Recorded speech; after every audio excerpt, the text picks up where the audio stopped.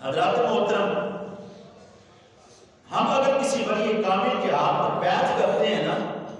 اس کا مطلب ہرگز یہ نہیں ہے کہ ہم نے اب بیعت کر لی ہے تو ہمارا عمل کے ساتھ تعلق نہیں رہا، اب ہم نے کوئی نیک عمل نہیں کرنا، اب ہم بغیر عمل کے جنت کے اندر چلے جائیں گے، ایسا عقیدہ اہل سنت و جماعت کا نہیں۔ اور اگر کوئی پیر یہ بات کہتا ہے آپ لوگوں کو کہ بس آپ نے میری بیعت کر لی ہے، اب نماز پڑھو یا نہ پڑھو تمہیں کوئی ضرورت نہیں ہے، سمجھ لینا وہ رحمان کا بندہ نہیں، وہ شیطان کا بندہ ہے۔ بالکل صاف پوری بات آپ کے سامنے عرض کر رہا ہوں۔ یہ کس لیے عرض کر رہا ہوں کہ لوگ یہ سمجھتے ہیں کہ شاید سنی جاہل پیدا کرتے ہیں،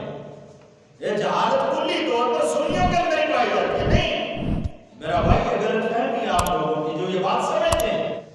ہم بالکل واضح کر دینا چاہتے ہیں کہ اہل سنت و جماعت کی حقیقت یہ ہے کہ تمہیں پیر و مرشد کا فیض بھی اس وقت نصیب ہوگا جب تم رب ذوالجلال کے احکامات کو بنانے والے بن جاؤ،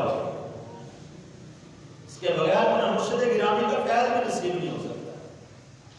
مت کسی غلط فہمی میں رہنا، اور جو پیر تمہیں اس طرف لے جائے سمجھ لینا وہ شیطان کی ڈیوٹی ادا کر رہا ہے۔ جیسے شیطان اچھے عمل سے روکتے ہیں، اسی طرح یہ پیر بھی شیطان کا روپ دھار کر تمہارے سامنے آ چکا ہے اور یہ تمہیں نمازوں سے روکنے کی کوشش کرتا ہے، تو اس سے بچنا تمہارا کام ہے، تمہاری ذمہ داری ہے، کسی اور کی نہیں۔ تو پیر حقیقت کے اندر ہوتا ہی ہوا ہے کہ جو اس چیز کا وسیلہ بن جائے کہ تم غافل تھے تو تمہیں باخبر بنا دے،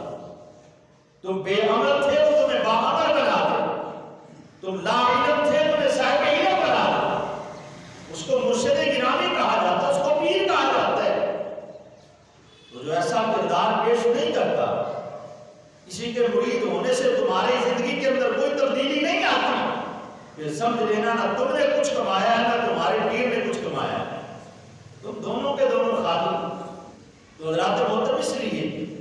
باعث کے اندر سب سے پہلی چیز جو لازم ہے وہ یہی ہے کہ جب تم کسی کی بیعت کرتے ہو اس کی بیعت تمہیں جو ہے وہ دینی فائدہ دیتی ہے، تمہیں دین پر چلنا سکھاتی ہے۔ اگر تم دین پر نہیں چلتے، دین نہیں سیکھتے تو پھر سمجھ لینا اس بیعت کا فائدہ تمہیں نہیں ہے، نہ دنیا میں اور نہ آخرت میں۔ تو اللہ کے ولی جو ہیں یہ اللہ کی بارگاہ تک پہنچنے کا وسیلہ ہوا کرتے ہیں، یہ قرب خدا بندی کا وسیلہ بنتے ہیں۔ کس لیے یہ قدم قدم پہ ہماری رہنمائی کرتے ہیں کہ تم یہ عمل کرو گے تو یہ فائدہ ہوگا، یہ نیکی کرو گے تو یہ فائدہ ہوگا۔ بہت سے ایسے اقوال موجود ہیں جو بزرگوں کے ہیں، لیکن وہ کس طرح سے انہوں نے پریکٹیکل کیا، آزمایا کہ دین پر چلنے کے اندر بہتری کیا ہے۔ انہوں نے ہمارے دور کے اعتبار سے آسان الفاظ میں وہ جملے لکھنا شروع کر دیا، وہ بزرگوں کے اقوال بن گئے، وہ ان کے قول بن گئے، ان کی باتیں بن گئی، تو وہ ان کی باتیں ہماری رہنمائی کرتی ہیں۔ تو کوئی بھی پیر جو ہے، مرشد جو ہے، وہ انسان کی رہنمائی کا سبب ہوتا ہے، وہ اپنے مرید کی رہنمائی کرتا ہے، اسی لیے اس کو مرشد کہا جاتا ہے کہ وہ ہدایت کے رستے پر چلانے والا بن جاتا ہے، اور مرید ہدایت کے رستے پر چلنے والا بن جاتا ہے۔ جب دونوں اپنے مشن کو لے کر کے چلتے ہیں تو پھر خالق کائنات کی رحمتوں کا نزول ہوتا ہے۔ اگر دونوں ہی اپنی اپنی ذمہ داری سے غافل ہو تو نہ پیر کو کچھ نصیب ہوتا ہے نہ مرید کو کچھ نصیب ہوتا ہے۔ دونوں کی سوچ کا پاکیزہ ہونا یہ انتہائی ضروری ہے۔ تو ہم بزرگوں کو اللہ کی بارگاہ میں وسیلہ اس لیے پیش کرتے ہیں کہ اللہ کی بارگاہ میں پہنچنے کے لیے